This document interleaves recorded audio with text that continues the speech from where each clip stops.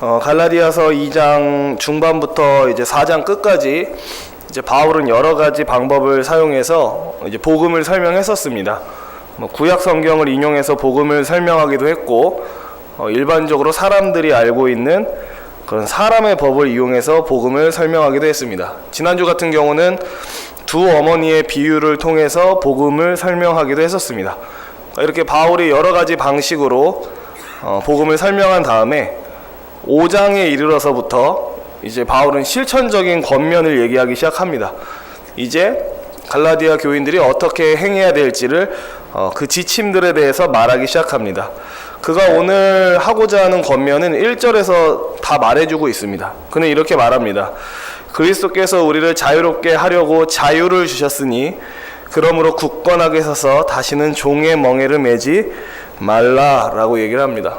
바울이 갈라디아 교인들에게 던지는 첫 번째 권면은 다시는 종의 멍에를 매지 말아라입니다.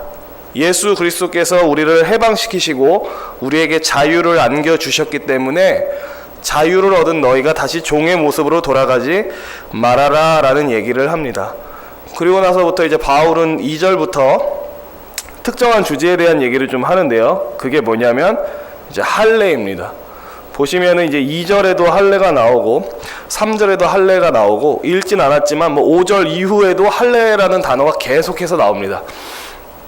할례는 이제 성도님들도 이미 다 알다시피 이제 남성의 그 생식기의 포피를 벗겨내는 그런 것을 말합니다. 이 할례는 언제 처음 나오냐면 창세기 17장에 처음 나옵니다.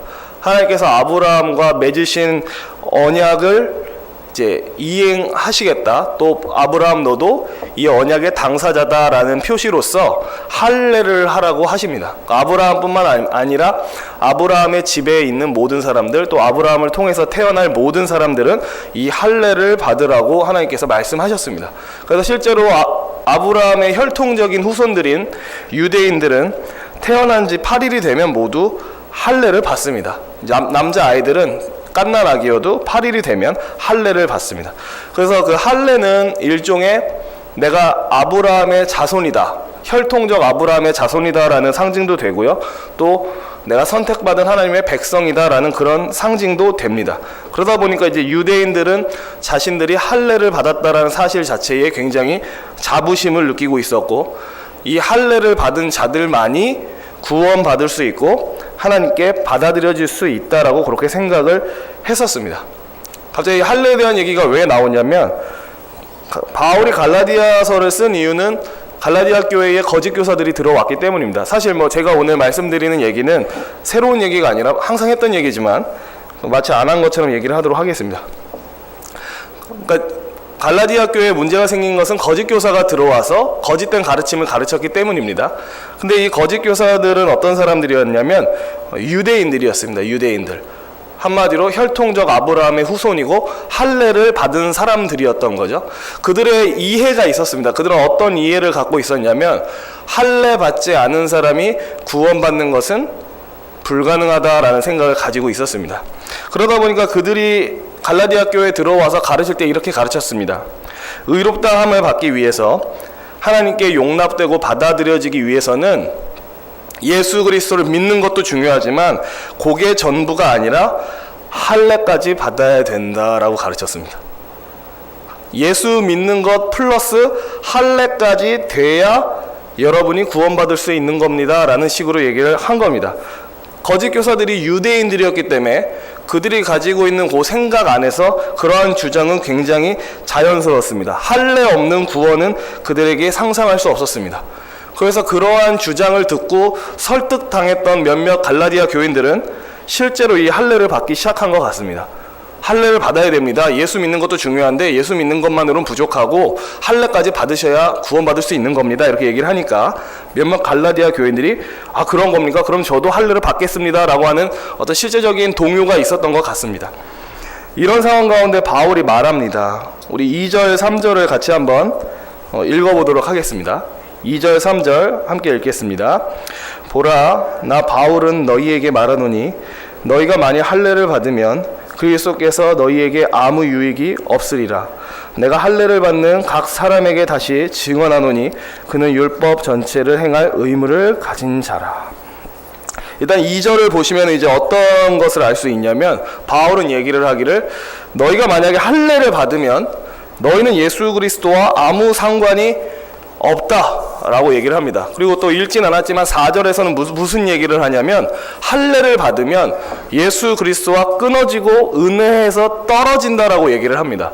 그러니까 바울이 얘기하고 싶은 논지는 뭐냐면 할례와 예수 그리스도가 공존할 수 없다라고 얘기를 하는 거죠.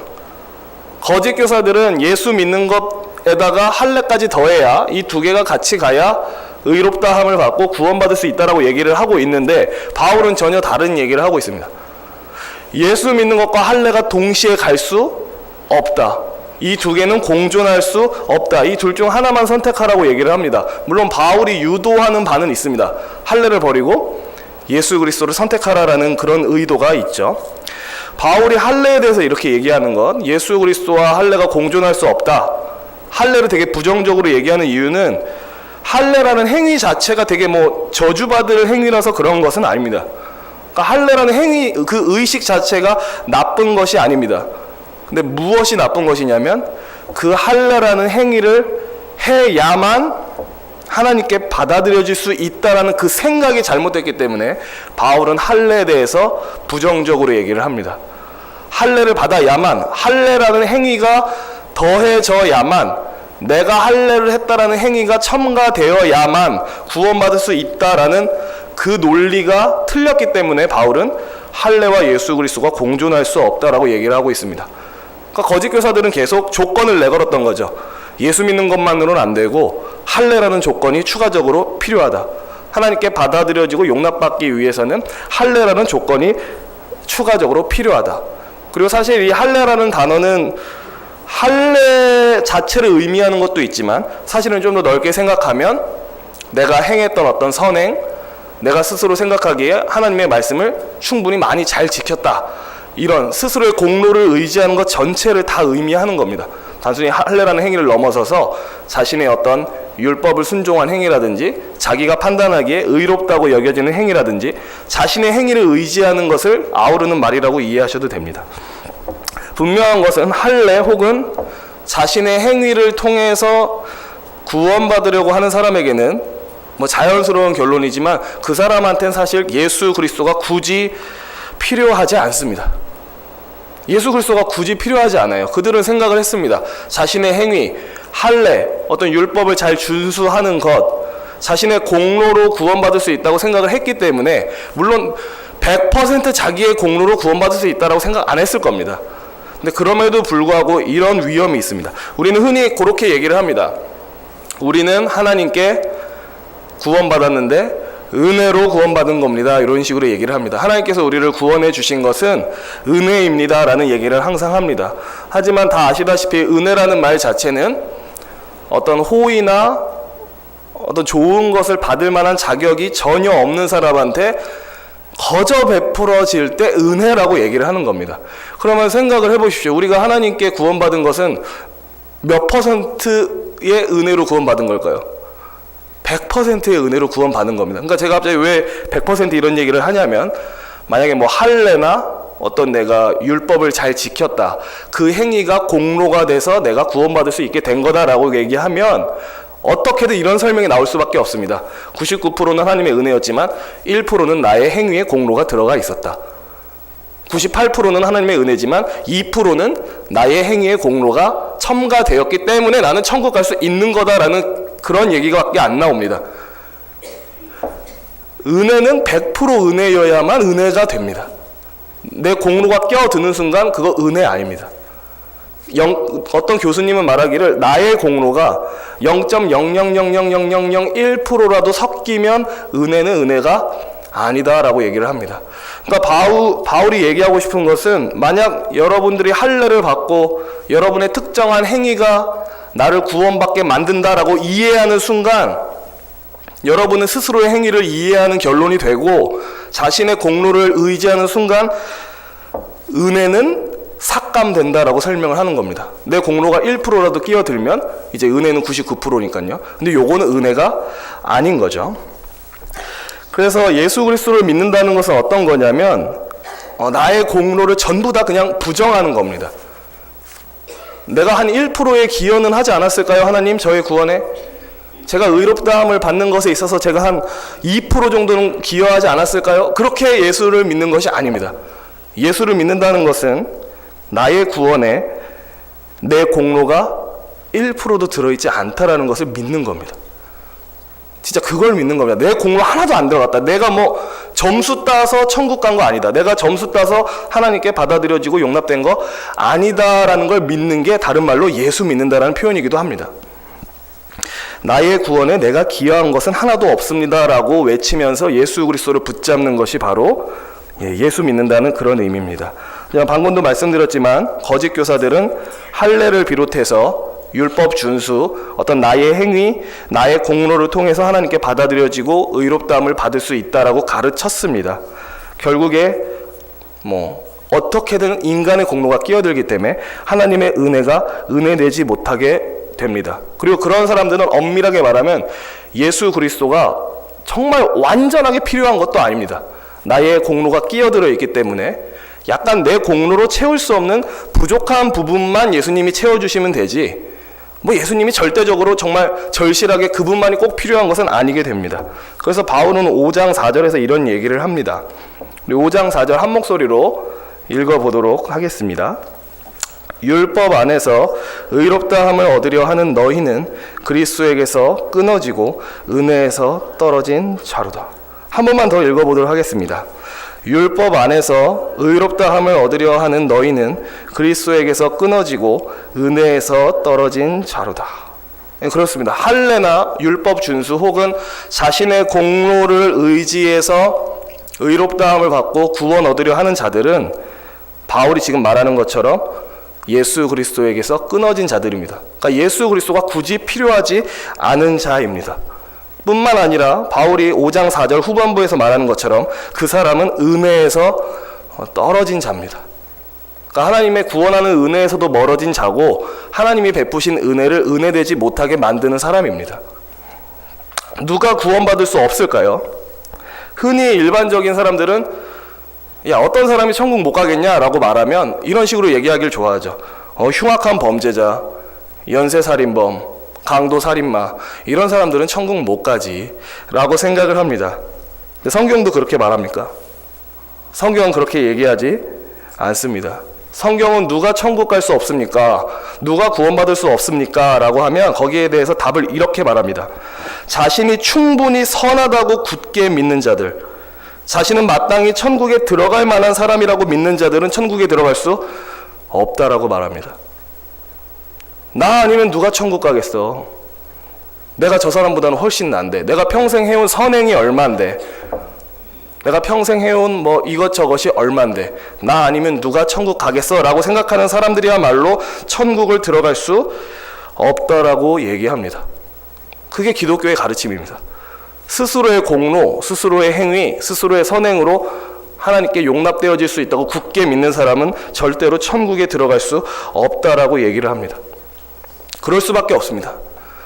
내가 잘해서 천국을 갈 수 있다라는 생각이 끼어드는 순간 그 사람에게는 엄밀하게 얘기하면 예수 그리스도가 유일한 구원의 길이 아닙니다. 그 사람에겐 자신의 행위라고 하는 그 방법이 있으니까요. 이런 헛된 자만에 빠진 자들은 구원을 베푸시고자 하는 하나님의 은혜에 관심을 기울일 수도 없습니다. 그래서 기독교는 어떻게 보면 사람들의 자존심을 전부 다 무너뜨리는 그런 진리를 전하고 있죠. 당신의 구원에 당신이 한 일이 아무것도 없습니다라고 얘기를 하기 때문에. 하지만 사람들은 그런 걸 좋아하지 않습니다. 그래도 제가 1%라도 죄송합니다. 1%라도 내가 기여하지 않았겠습니까? 0.5%라도 내가 기여하지 않았겠습니까? 이렇게 말하길 좋아합니다. 하지만 기독교는 그렇게 얘기하지 않습니다. 그리고 뿐만 아니라 어떤 자신의 행위, 할례, 율법 준수를 통해서 하나님께 받아들여질 수 있다라고 하는 순간, 제가 항상 드리는 말씀이지만 결국 이렇게 되면 어떤 삶으로 귀결이 되냐면 종의 삶으로 귀결될 수밖에 없습니다. 종은 주인의 눈치를 볼 수밖에 없고 주인의 눈밖에 나지 않기 위해서 항상 가슴 졸이면서 살 수밖에 없습니다. 그렇죠? 근데 행위로 구원받고자 하는 사람들이 이렇게 똑같이 행동할 수밖에 없습니다. 항상 제가 매주 하는 얘기지만 스스로 생각하기에 내가 참 하나님 말씀대로 잘 살았다, 뭔가 하나님 앞에서 좀 어깨 필 만한 그런 한 주를 살았다라고 하면 아주 담대함을 얻습니다. 그리고 또 내가 그렇게 살았다라고 생각하면 천국이 막 손에 잡힐 것 같은 그런 느낌이 듭니다. 내가 한 주간 진짜 잘 살았는데 요 근래에 하나님 앞에서 내가 봐도 내가 참 잘 살았던 것 같아. 그러면 막 천국이 손에 막 잡힐 것만 같습니다. 근데 반대의 경우, 내가 생각하기에 나의 행위가 참 엉망이었다, 하나님 앞에서 최근에 살아왔던 나의 삶이 굉장히 부족했다라고 생각을 하면 자연스럽게 어떤 판단이 나오냐면 하나님 앞에 고개를 숙이게 되고 자기도 뒷걸음질 치게 되고 천국은 나랑 너무 상관이 없는 곳인 것 같다라는 생각을 할 수밖에 없습니다. 어떤 사람들이 이런 생각을 하냐면 나의 행위로 구원받을 수 있다라고 조금이라도 생각하는 사람은 이 굴레에 빠질 수밖에 없습니다. 잘했을 땐 천국이 막 잡힐 것 같고 못했을 땐 천국이 보이지 않는 것 같고, 잘했을 땐 하나님 앞에서 어깨 당당히 피고 못했을 땐 뒷걸음질 치고, 이게 어떤 모습이냐면 방금 말씀드린 것처럼 주인의 눈치를 보는 종의 모습입니다. 그러니까 바울이 오늘 본문 1절에서 권면을 하지 않습니까? 종의 멍에를 다시는 매지 말라. 행위를 의지하고 할례를 의지하고 나의 공로를 의지하는 순간 우리는 종이 될 수밖에 없다. 하나님의 눈치를 볼 수밖에 없다. 계속 마음이 불안하고 두려울 수밖에 없다. 두려움의 노예가 되고 행위의 노예가 되는 정말 자유함이 하나도 없는 그런 사람이 될 수밖에 없다라고 바울이 얘기를 합니다. 오늘도 저는 항상 내렸던 결론으로 말씀을 마치도록 하겠습니다. 저와 성도님들이 항상 신뢰해야 되는 것은 나의 어떤 행위, 나의 신앙 연륜, 우리 집이 몇 대째 기독교 집안, 내가 교회에서 했던 헌신과 봉사가 얼마, 이게 아닙니다. 내가 했던 것, 나에게 속한 것, 그 어떤 것이라도 신뢰하지 마십시오. 오직 예수 그리스도만을 신뢰하셔야 됩니다. 내가 신앙생활을 해오면서 해왔던 행위가 대단해 보일 수도 있습니다. 나 정도로 신앙생활한 사람이 어딨어, 나야말로 솔직히 진짜 그리스도인, 이런 생각이 드는 분들도 있을 수도 있습니다. 하지만 그럼에도 불구하고 내게 속한 것, 내가 행했던 것들은 신뢰하지 마시길 바랍니다. 내가 하나님께 받아들여지는 데 있어서, 의롭다함을 받는 데 있어서 우리가 오직 신뢰해야 되는 것은 예수 그리스도밖에 없습니다. 아까 말씀드렸지만 천국은 나 같은 사람 아니면 누가 가겠어, 나 같은 사람 아니면 누가 천국 가겠어 라고 하는 사람한테는 굳게 닫혀진 곳이 천국입니다. 오히려 천국은 주여 나를 불쌍히 여기소서, 예수 그리스도의 십자가 뒤로 숨습니다 라고 하는 사람한테는 활짝 열려진 곳입니다. 하나님의 두 팔은 나 정도 살았으면 충분하지 라고 하는 사람한테는 벌려져 있지 않습니다. 오히려 주여 저는 이것밖에 되지 못합니다, 예수 그리스도를 의지합니다 라고 말하는 자들에게는 활짝 벌려져 있는 것이 주님의 두 팔입니다. 우리 마지막으로 오늘 말씀 1절을 읽고 그렇게 말씀을 마치도록 하겠습니다. 우리 5장 1절 말씀을 다 함께 읽겠습니다. 시작. 그리스도께서 우리를 자유롭게 하려고 자유를 주셨으니 그러므로 굳건하게 서서 다시는 종의 멍에를 매지 말라. 아멘. 기도하도록 하겠습니다. 하나님 아버지, 우리는 계속해서 복음에 대해서 듣고 있습니다.